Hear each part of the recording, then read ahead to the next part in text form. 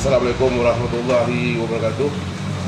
Selamat petang semua yang saya hormati Cikgu Bat, Ketua Bersatu Bahagian Kepolisian, Tuan Haji Azman, Badan ODP Perkasa Negeri Sembilan, Bang, nama Bang? Abang Roslan kepada Perkasa Negeri Sembilan, dan saya Ghulam Ali bin Haji Hussein, aka Bos Jebat, Ketua Bidang Perkasa Malaysia. Hari ini saya telah dipanggil oleh pihak polis daripada Pegawai Polis IPD Dawangi untuk mengambil keterangan mengenai satu laporan polis yang telah saya buat pada bulan Ramadan tempoh hari, di mana mengenai isu ada satu NGO membawa satu pemahaman komunis yang mengejutkan saya. Ialah hampir dekat 3 minggu jugalah saya rasa perkara ini telah berlalu, dan hari ini saya tergesa-gesa daripada 2 hari lepas saya telah dipanggil, dan akhirnya hari ini barulah saya dapat memberi keterangan pada pihak polis di IPD Nilai. Sepatutnya seperti mana yang kita rancang, kita nak bagi keterangan pada hari Selasa ni di IPD Dawangi, dan kita akan buat satu sidang akhbar juga di IPD Dawangi. Tetapi bila memandangkan dah tergesa-gesa tu dengan hujan lebat hari ini semua, hari ini jugalah kena ambil bagi keterangan tersebut. Dan saya rasa amat curigai juga kerana setakat hari ini bulu roma komunis pun tak diusik oleh pihak DRM kan sehingga hari ini. Tapi apabila apa yang saya nampak hari ini, baru-baru tu Tan Sri Satim dipanggil untuk bagi keterangan. Hari ini saya dipanggil untuk bagi keterangan. Saya pelik juga kerana kalau nak ikutkan contohnya macam tempoh lalu DISB telah dipanggil oleh pihak polis sekejap je, sekejap je kena ambil, tangkap apa semua kan. Tapi hari ini bila melibatkan unsur-unsur pihak komunis, seperti ada orang yang melindunginya. Saya tak adalah menuduh pihak PDRM melindungi pihak-pihak komunis ni, tetapi kita rasa ada sesuatu yang di belakang pihak-pihak NGO tersebut. Jadi saya harap selepas saya dah bagi keterangan ni, saya harap pihak polis, terutamanya Tan Sri IDP, dapat membuat satu tindakan yang itu pantas lah kan, seperti mana Tan Sri IDP mengarahkan anak buah Tan Sri IDP meminta orang ambil keterangan dengan pantas, dan saya pun berharap Tan Sri IDP pun dapat membuat satu tindakan yang pantas, kerana ini amat khawatir dan amat meresahkan. Baru ni pun saya ada jumpa veteran ATM Cikgu Bat, dia cakap kalau saya tak kisah pun NGO ni berdaftar ke tidak berdaftar ke, tetapi isunya dia telah membawa satu ideologi komunis.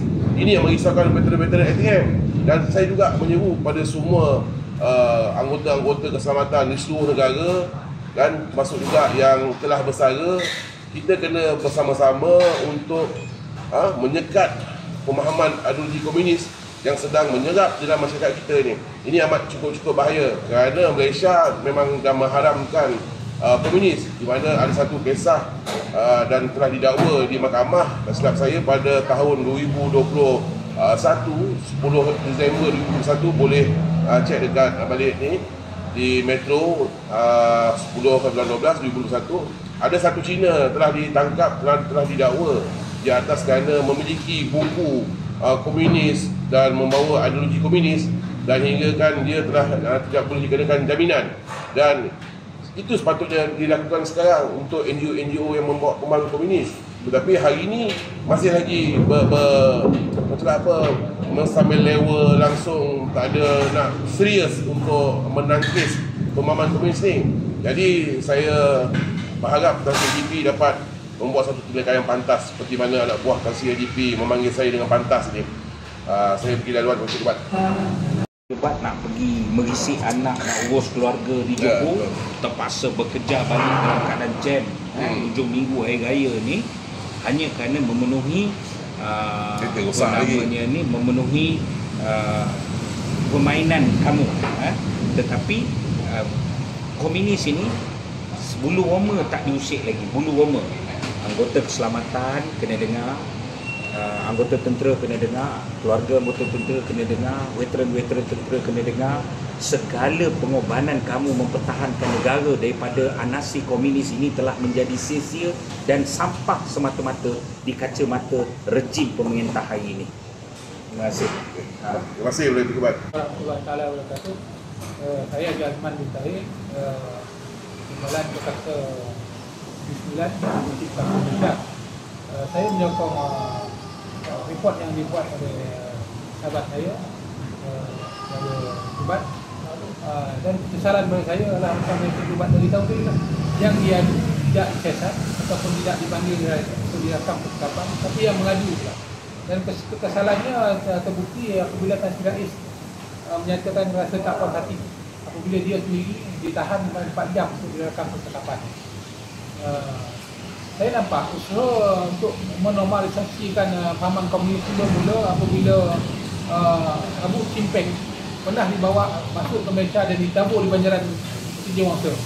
Dan selepas itu gerakan-gerakan untuk mengembangkan fahaman komunis mula tersebar di Malaysia.